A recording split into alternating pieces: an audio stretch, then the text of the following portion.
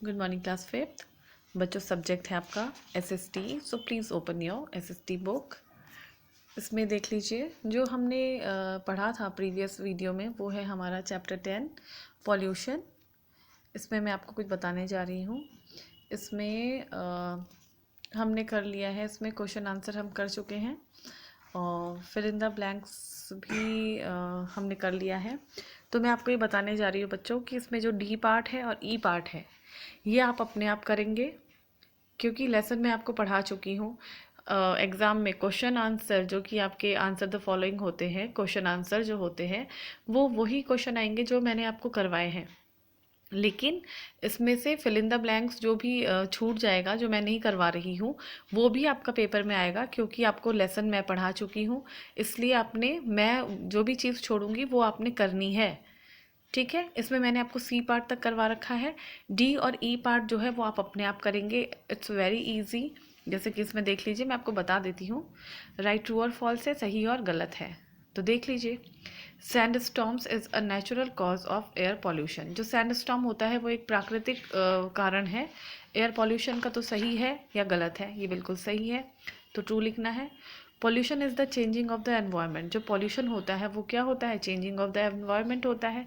सही है या गलत है? आप अपने आप से इसको ढूंढेंगे और करेंगे।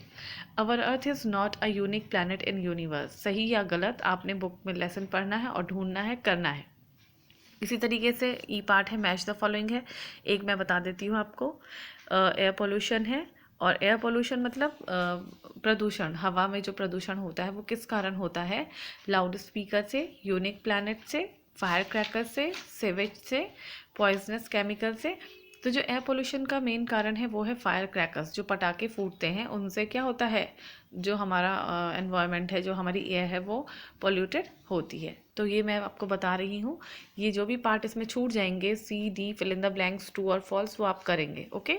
इसमें मैं आज आगे बढ़ रही हूँ न्यू लेसन में, जो कि हमारा चैप्टर 11 है नेचुरल डिज़ास्टर।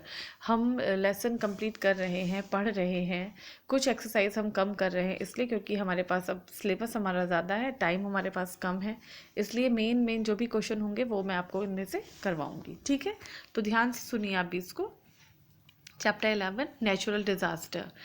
नेचुरल मतलब प्राकृतिक, डिज़ास्टर आपदा। बहुत सारी ऐसी नेचुरल डिज़ास्टर्स है जिससे ह्यूमन लाइफ है वो क्या होती है? अफेक्टेड होती है, प्रभावित होती है, ठीक है। तो सुनिए इसको।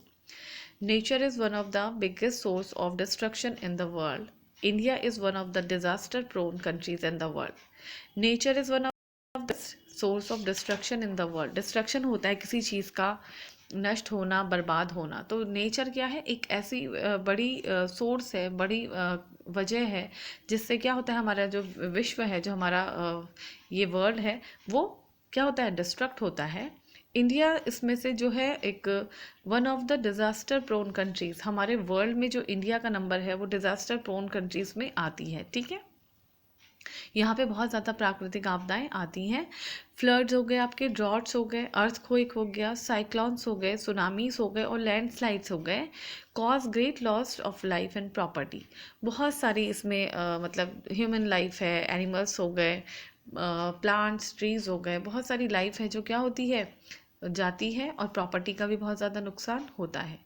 We can reduce the loss by taking some precautions. We will study about some of them. इन इस लॉस को हम क्या कर सकते हैं? रिड्यूस कर सकते हैं, घटा सकते हैं, लेकिन उसके लिए हमें कुछ प्रिकॉशंस लेने होंगे। We will study about some of them. इनमें से हम कुछ का क्या करेंगे? नीचे आगे बुक में हम इसको स्टडी करेंगे। तो देखते हैं, पहला है हमारा नेचुरल डिज़ास्टर जो है फ्लड है। फ्लड मतलब होता है बाढ़। आपने बहुत बार सुना होगा, बहुत सारे जगहों के बारे में आता है कि बाढ़ आ गई है, इतने लोगों का नुकसान हो गया, घर टूट गए। तो वही है flood. Flood generally occurs when there is very heavy और एक्सेसिव रेनफॉल। बाढ़ तब आती है जब बहुत ज़्यादा क्या होती है? तो बारिश होती है। हैवी रेनफॉल के कारण क्या होती है? बाढ़ आती है। Commonly, floods are caused when a river overflows its banks and the water spreads to the surrounding area. Commonly अगर देखा जाए, सामान्य तौर पर जो बाढ़ आती है वो तब आती है जब नदी अपने एक जो उसका स्तर होता है उस लेवल से ऊपर आ जाती है। नदी में जब पानी एक मतलब सेफ साइड से ऊपर आ जाता है तो तब क्या होती है, बाढ़ आती है। अपने किनारों से जब वो ऊपर आने लगती है तो बाढ़ आती है, और इससे क्या होता है, वो पानी जो है उसके आसपास के एरियाज में स्प्रेड हो जाता है, फैल जाता है। Except heavy rain falling, river levels can also rise when a dam is broken upstream. सिर्फ एक कारण रेनफॉल ही नहीं है कि जिसके कारण बाढ़ आती है, एक कारण है डैम। डैम के टूटने से भी जब पानी जो होता है वो ओवरफ्लो होता है, उससे भी क्या आती है, बहुत ज़्यादा बाढ़ आती है।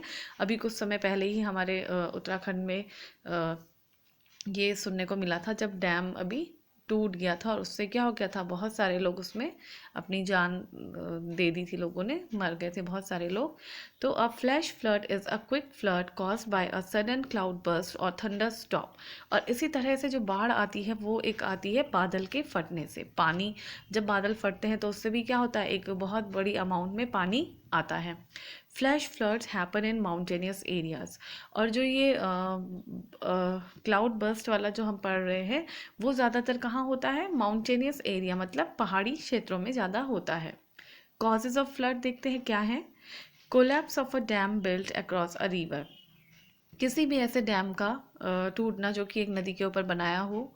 Blocking of river channels by landslides, और रिवर का ब्लॉक हो जाना किसी लैंडस्लाइड्स के कारण। Cyclones and tsunamis in coastal area, cyclone आना या फिर सुनामी का आना कोस्टल एरिया में। टाइफून्स विद स्ट्रॉन्ग टाइड्स और स्टॉर्म्स इन द सी, समुद्र में उठने वाले जो हाई टाइड्स होती हैं, समुद्री लहरें जो हाई टाइड्स में उड़ती हैं उनसे। Sudden melting of a large amount of snow on mountains during the summer season, और गर्मियों के मौसम में पहाड़ी क्षेत्रों में ऊंची ऊंची पर्वतों में जो बर्फ़ होती है उसका पिघलना, वो भी एक फ्लड का कारण है। Floods are very common in India. The mostly floods occur in the plains of northern India. Floods are very common in India, मतलब कि जो फ्लड है, जो बाढ़ है, वो इंडिया में बहुत ही ज़्यादा कॉमन है। The mostly floods occur in the plains of northern India, और सबसे ज़्यादा जो फ्लड आता है, जो बाढ़ आती है, वो नर्दर्न इंडिया में आती है। Floods cause damage to life property and crops. बाढ़ के कारण बहुत सारा डैमेज होता है लोगों की लाइफ में, लोगों की प्रॉपर्टी लॉस होती है, क्रॉप्स का नुकसान होता है। They cause water logging for several days. Diseases such as cholera, malaria and dengue generally spread in area hit by floods. तो क्या हो जाता है, पानी लॉगिंग, वाटर लॉगिंग मतलब पानी इकट्ठा हो जाता है, और जब पानी बहुत टाइम तक इकट्ठा रहता है तो उसमें बहुत सारी बीमारियों के जो जर्म्स होते हैं वो होते हैं, जैसे कॉलरा हो गया, मलेरिया हो गया, डेंगू हो गया, और ये उस आसपास के एरिया में स्प्रेड हो जाता है। आगे देखते हैं, प्रिपरेशन बिफोर फ्लड। फ्लड मतलब बाढ़ के आने से पहले की क्या प्रिकॉशंस होने चाहिए, देखिए। लिसन टू द रेडियो और watch television for warning and advice. हमें रेडियो टेलीविज़न, हमारे पास जो भी साधन उपलब्ध हैं वो सुनना चाहिए कि उसमें क्या एडवाइस दी जा रही है, क्या वार्निंग दी जा रही है। Keep a first aid kit ready for an emergency. और कोई भी ऐसी मतलब घटना होने से पहले हमें अपने पास फर्स्ट एड बॉक्स रखना चाहिए।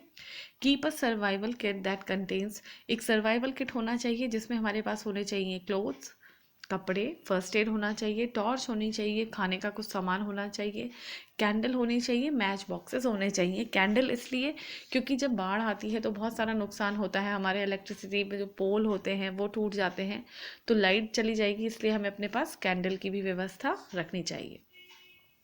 Keep a radio, torch, match boxes and candles handy, अपने हाथ में ही ये सारा सामान हमें रखना चाहिए। Keep stocks of food and fresh water, पानी की व्यवस्था रखनी चाहिए और खाने का भी कुछ सामान अपने पास रखना चाहिए। Keep water proof bags for packing food and clothes, और अपने पास वाटर बैग रखने चाहिए, वाटर प्रूफ बैग रखने चाहिए packing food and clothes. Switch off and unplug all electrical appliances if flood water enters your home, हमें जो भी बिजली के स्विचेस ऑन होते हैं उनको ऑफ कर देना चाहिए, जिससे पहले कि पानी हमारे घर में घुसे उससे पहले हमें ये प्रिकॉशंस लेने चाहिए। Trees are very helpful in controlling flood, जो पेड़ होते हैं वो बहुत ज़्यादा मदद करते हैं बाढ़ को रोकने में। The roots of trees absorb the water and prevent floods from spreading fast, जो पेड़ की जड़ें होती हैं वो फ्लड को अपने में, पानी को अपने में एब्जॉर्ब करके रखती हैं और उसको होल्ड करके रखती हैं ताकि वो जल्दी से फैले ना। Special dams can also be built to slow down the speed of water. Special dams बनाए जाते हैं पानी की स्पीड को कंट्रोल करने के लिए। प्रिकॉशन देख लेते हैं। In prone areas in case of flood all electrical gadgets are disconnected to reduce the danger of shocks for moving ground. ऐसे जो जोन होते हैं जहाँ पे फ्लड आने का ज़्यादा चांसेस होते हैं, वहाँ पे जितने भी इलेक्ट्रिकल गैजेट्स होते हैं, स्विचेस होते हैं, उनको क्या कर देना चाहिए, danger of shock for moving ground, उनको रिड्यूस कर देना चाहिए, डिस्कनेक्ट कर देना चाहिए, ताकि जो बिजली है वो इधर उधर ना स्प्रेड हो सके ग्राउंड में। We should keep an emergency kit including battery operated radio. हमें अपने पास क्या रखने चाहिए, कुछ एमरजेंसी किट रखने चाहिए जिसमें कि हमारे पास रेडियो होना चाहिए जो बैटरी से चलता हो, टॉर्च होनी चाहिए, फर्स्ट एड किट होना चाहिए, खाने का सामान होना चाहिए, पानी होना चाहिए और सब important things. In some states like Gujarat, government agencies send warning messages by SMS to people living in flood prone areas. Gujarat जैसे जो समुद्री इलाका है वहाँ पे सरकार के द्वारा उन लोगों को SMS भेजे जाते हैं जो लोग समुद्र के किनारे रहते हैं। We must comply with the advice sent by the authorities in case of flood. हमें सरकार के द्वारा दी गई चेतावनी जो भी उनके थ्रू हमें मिलती है उसको फॉलो करना चाहिए और उनकी बात पे ध्यान देना चाहिए। ठीक है, अब है आपका ड्रॉट। ड्रॉट मतलब होता है सूखा। तो ड्रॉट्स के बारे में हम पढ़ेंगे नेक्स्ट वीडियो में। अभी आपका काम है जो मैंने आपको बताया है ट्रू और फॉल्स करने के लिए पहले लेसन से, और जो लेसन मैंने आपको भी पढ़ाया उसको रिवाइज कर लीजिए आप इतना। उसके बाद हम आगे बढ़ेंगे इसमें ड्रॉट्स में नेक्स्ट वीडियो में।